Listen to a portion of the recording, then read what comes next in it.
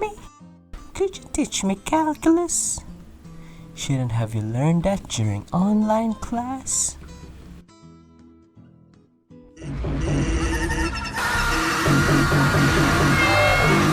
Online class is so great, and it's a sign of how far we've reached with technology. Yep, it's more relaxing and it doesn't build up our anxiety like the regular face-to-face class. What happened to these poor kids, Doc? 2 months of online class. Some people act like online class is a piece of cake and say, oh, back in my day, we used to swim with sharks through lava so we can go to school. Well, I'm not pointing to a particular generation here. Online class would have been less stressful if we actually lived in a country with good internet. Philippines ranked 97 with one of the slowest internets in the world. But we're still a developing country, you dummy. We've been developing for years. We are stuck on the developing process. With our experiences on online class as college students, it was a very unfair share of ups and downs. More downs than ups. We know that teachers are doing their best, but even some of our professors were struggling with online class. So government, if you're listening, at least give us more time to prepare for online classes. Let this be a lesson in case a new pandemic comes. Don't say that, it's still 2020. Surprisingly, as IT students, we're pretty laid back compared to other courses. Like some of our friends on different courses were complaining because they have so much homework and activities. On the other hand, all we had were online lectures and it was pretty rare for us to have homework. It wasn't always easy though. As a way of introducing ourselves, one of our professors made us write an essay titled, Who Am I? I'm not ready for an existential crisis. Now let's talk about something that every Filipino students can relate to during online classes. Slow internet speed. If somehow a stranger prank calls me and said, the early 20s called, they want their internet speed back, I'd cry. For reals. Being honest though, we struggled with online classes because of the internet speed. Every online class felt like I was watching an 8-bit pixel video game. Now I know what you're saying. The internet offers a lot of knowledge. Couldn't you just self-study? Well, I actually did study majority of the time during this online class, but that didn't help much. It's like relying on an IKEA manual. It's difficult even though it tells you what to do, so it would still be better if there's an actual person to help you. Thinking about it now, we're still pretty lucky dudes despite our struggles with the internet speed. Here in the Philippines, a lot of students don't have access to the internet, so they rely on cellular data, which isn't even much help, considering that it's worse than any type of internet source. Because a lot of students actually walk for miles so they could have access to cellular data and attend online class. So for the people out there watching this video with good internet, be grateful. One time, our physics teacher gave us a test which we'll have to answer online, obviously. So the two of us and our other friend decided to study together so we'd get high grades cause that's what good boys do. You're just kidding, that was all a lie. What the three of us actually did was we went to our friend's house so we could do the test together at the same time.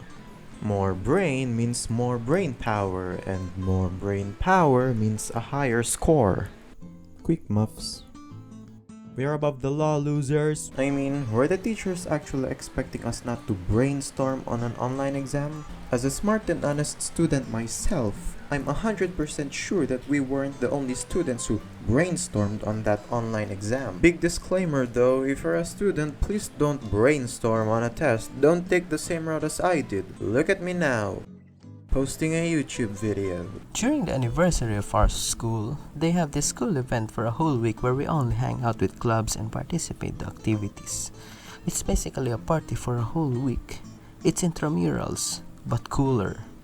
So since we're stuck in the middle of this pandemic, we didn't even get to experience that. And since the school can't host a whole week of partying, the school organized an online event where we all have to record ourselves dancing. And if you're good enough, they'll post the video online where everyone can see it. The dance video is required for all students, that's why there's no turning back. To be fair, they sent us how-to videos of the dance steps, but for two introverted and insecure dudes, we knew we were in trouble. So the two of us and one of our bro who we'll call Jake, we gathered at his place to practice the dance. And oh boy was it the most awkward dance practice of our lives. Imagine three introverted dudes in one place just dancing. This dance was like 5 minutes long, and as we recorded ourselves one by one, we can all see the pain in each of our eyes, screaming, "Kill me!" Now it's time to talk about some of our professors. As what we've mentioned a while ago, teachers also struggle with online class, especially those non-tech savvy professors. But we have no problem with that. Keep up the good work. There are just moments that are too painful to watch. One time, our professor asked us a question during online class, and no one was answering. Our professor waited for an answer as he just stared into the webcam. It was 2 minutes of just pure awkwardness. Good thing one of our classmates answered, because I was sure our professor was on the verge of a mental breakdown. During the start of our class as IT freshmen, there was this orientation that was held to introduce us to our course. Like what subjects we had to take, who will be our professors, the rule of the school, and stuff like that. So there was like, I don't know, more than 100 of IT students during this online meeting. And to be honest, it was going pretty well until the chat head popped up. One professor was struggling with his microphone. He was typing in his technical difficulties and some of the professors were actually helping him. They were having a conversation in the chat box because his microphone won't work in front of hundreds of IT students. That wasn't even the bad part. When the exact same professor that was having technical difficulties was about to speak on the meeting, as he was talking, there was no audio. He was talking for like 5 minutes with no audio and we could all see him. Some professors tried to help like they were saying that his mic was turned off, but he just continued talking. So if you stumble upon a student, give them a pat in the back and say you're doing great. Online classes based on our experience isn't that healthy and it's not for everyone. Some aren't learning because they can't even connect to the internet. And if you see a teacher, thank them as well. They're doing their part and trying as hard as they can to deliver knowledge to each student.